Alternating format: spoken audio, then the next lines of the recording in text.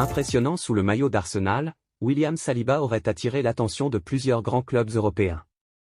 L'international français est notamment lié à des rumeurs l'envoyant au PSG ou encore au Real Madrid. Cependant, du côté de Londres, ces spéculations ne semblent pas inquiéter les Gunners. À 23 ans, William Saliba est sous contrat avec Arsenal jusqu'en 2027, mais un départ prématuré n'est pas exclu. En effet, selon certaines informations, le PSG serait intéressé, et comme révélé par le disport.com, le Real Madrid aurait également pris contact avec l'entourage du joueur. Bien que l'avenir de William Saliba fasse l'objet de nombreuses discussions, cela ne semble pas perturber Arsenal. Selon Code Offside, le club londonien reste serein concernant l'international français. D'après le média britannique, il n'existe actuellement aucun risque de voir Saliba quitter le club. En réponse aux rumeurs liant William Saliba au PSG, Fabrizio Romano a récemment déclaré « Bien que Saliba soit reconnu pour son immense talent, il n'y a rien de concret concernant l'idée que le PSG pourrait faire une offre importante pour lui. Aucune approche, aucune offre ou discussion n'a eu lieu.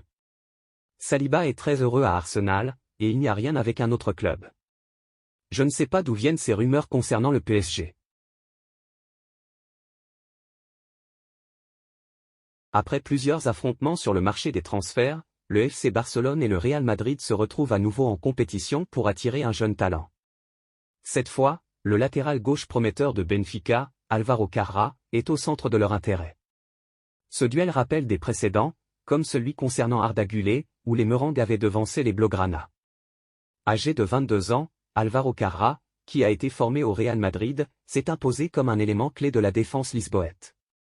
Ayant déjà joué pour Manchester United, qui détient une option de rachat, Carrá a acquis une solide expérience grâce à ses prêts à Preston et Grenade.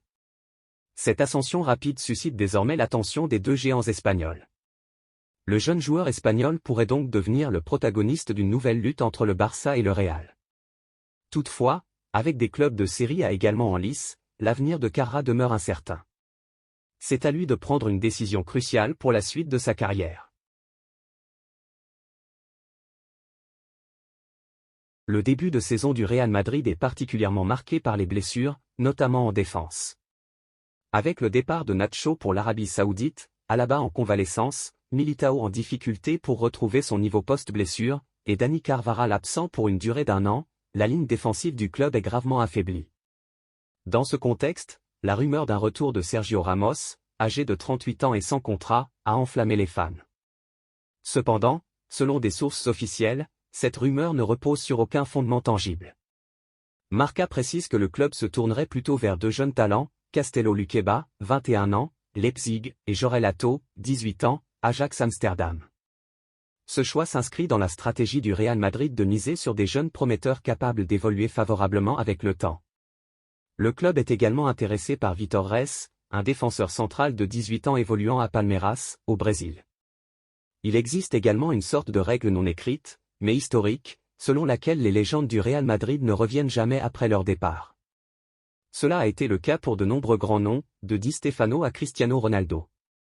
Lorsqu'un joueur termine son parcours au Real et s'en va, le club choisit de ne pas regarder en arrière, mais de continuer à avancer avec ambition.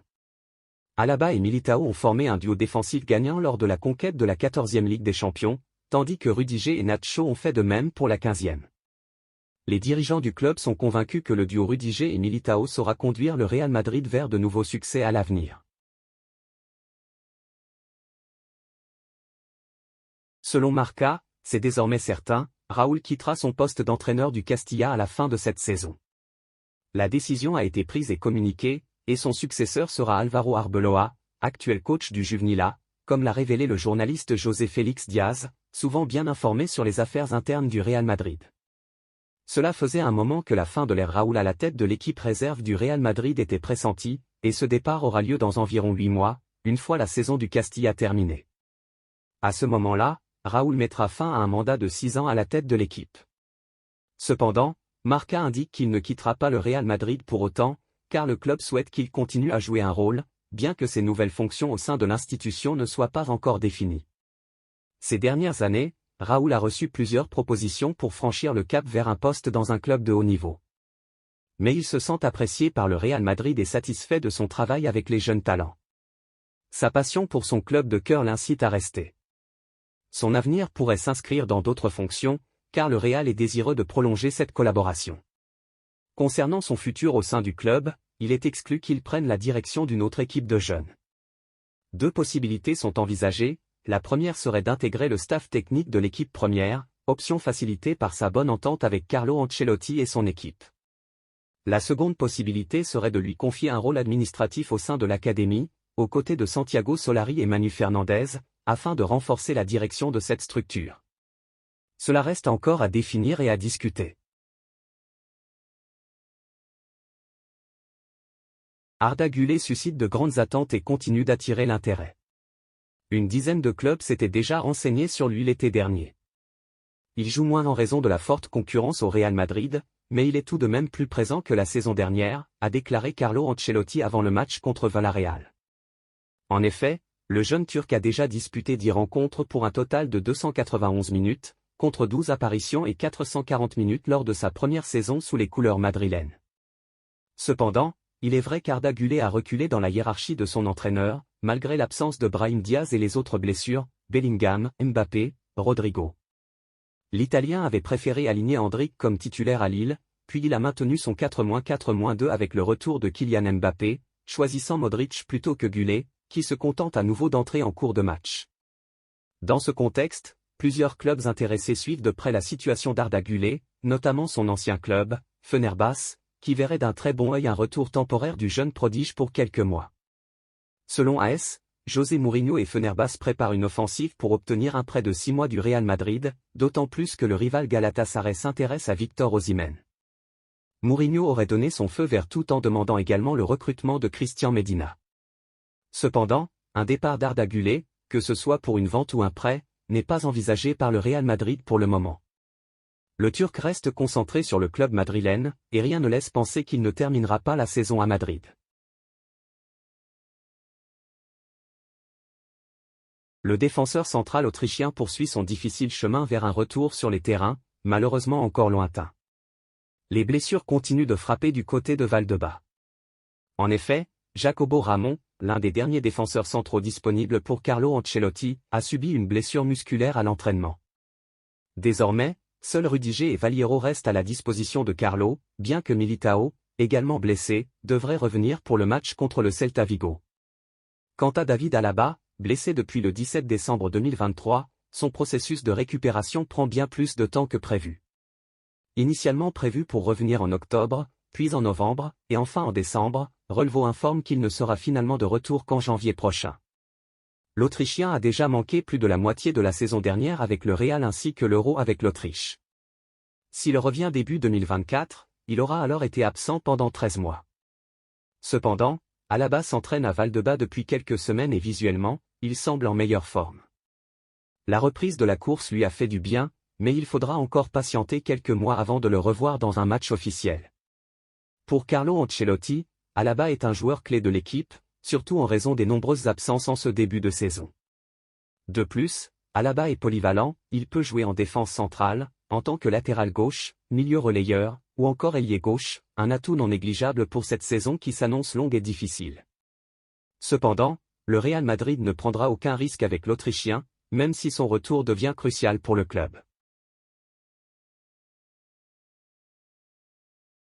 Le départ à la retraite d'une légende du football, Andrés Iniesta, a suscité une réaction de la part de Luka Modric, milieu de terrain de la même génération.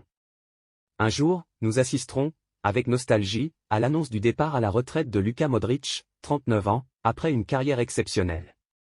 Mais aujourd'hui, c'est Andrés Iniesta, 40 ans, légende du FC Barcelone et de la sélection espagnole, qui tire sa révérence, rejoignant ainsi le panthéon des milieux de terrain ayant marqué l'histoire du football de leur empreinte indélébile.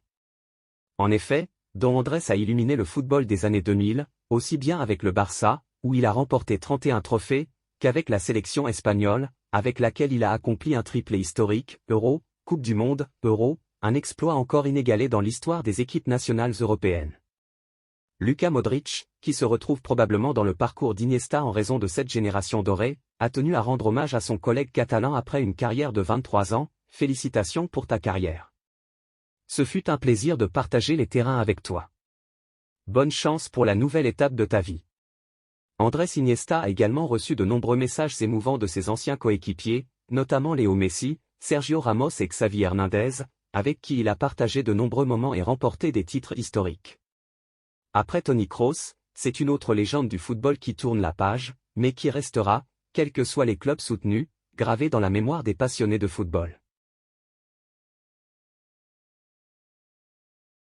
En août, les médias ont rapporté que Vítor Reis, la révélation de Palmeiras, était surveillé de près par le Real Madrid ainsi que 3 autres clubs européens, le Paris Saint-Germain, Arsenal et Manchester United. Bien qu'aucune offre officielle n'ait encore été formulée, le club espagnol voit en lui une option intéressante pour le marché hivernal.